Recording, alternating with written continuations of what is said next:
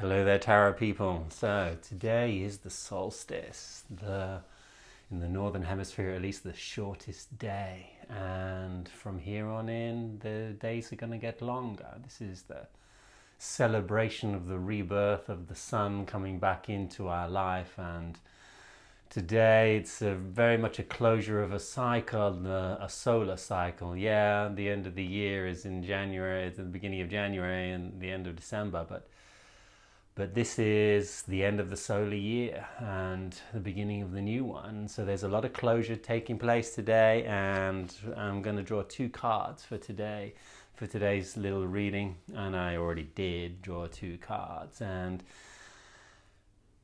one of these cards is going to represent what these lessons that we're just moving out of and closing up now are all about, and how we can maybe become clear about what we've just been going through, and maybe if there's anything extra left to understand or to let go of, or to be clear about, then that's what this one of these cards is about. And the other card is going to be about the lessons that we're about to jump into in the future, and the guidance that we're going to need for this next phase of our lives, maybe the next 3 months until the equinox in March. So we got two major arcana cards, so lovely messages here, and here they are.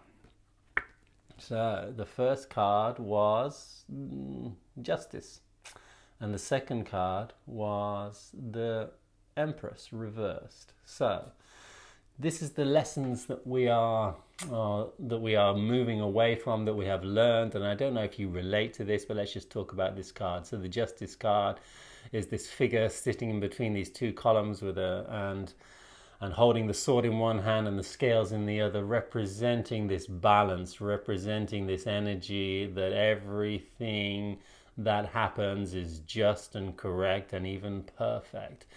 This represents the consciousness, the conscious awareness of being able to sit in between these two pillars of duality, and in these two pillars are exactly the same, and they're the same color.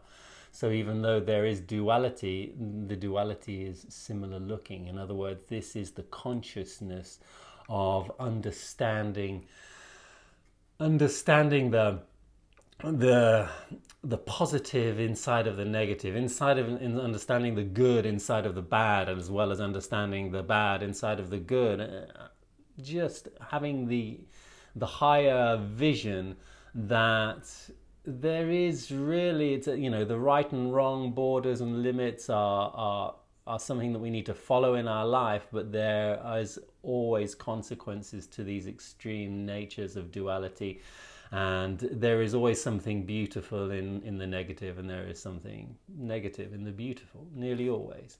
And this is that awareness, and it's the awareness of karma, the awareness of the law. She sits there as if she's the queen of the law with a crown on her head. She knows that these type of actions are going to have these type of circumstances, and I can relate to this. I can relate to a lot of the experiences that I've been attracting into my life just in the last 6 months, in the last year, with all these crazy times that we're experiencing. Have been absolutely perfect, and have been so aligned with the vibration that I've been holding, and I've so deserved all the shit that I've had, and I've so deserved all the amazingness that I've experienced. And I can see how I've really attracted all into my life for my own personal process of self-development and growth and self-awareness, and super humbling experiences and super enriching and amazing and enlightening experiences that maybe hopefully I can feel that I have attracted into my life for the sincere desire to grow and to see myself. And it's not always been easy, and yet I've deserved every moment of it. And this is the consciousness. Do you feel, maybe you can ask yourself this question, do you feel like you deserve everything that you've had? And if you haven't, take a look back and see if you can recognize the karmic exchange between your energy and what you've attracted into your life, and really own it, and really really embrace what you've just been experiencing in the last period of your lives, so that you can move on freely, so that you can have a closure, so that you can let go and step forward. So the lessons, let's step forward, have a look and see what the lessons we're going to step into.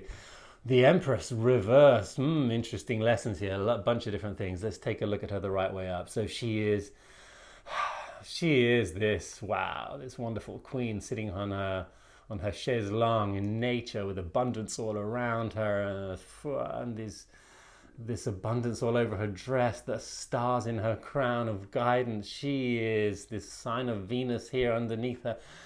Wow, she is full of self-love. She is full of acceptance. She is so feminine in the way she is. She's so passive, so receptive. She is just able to say yes to all things. She is so fertile. She is like so creative in many ways, and yet she's upside down. And this is maybe the message for us. So we can have a look at our creativity and see if it's directed in the right way. Be aware.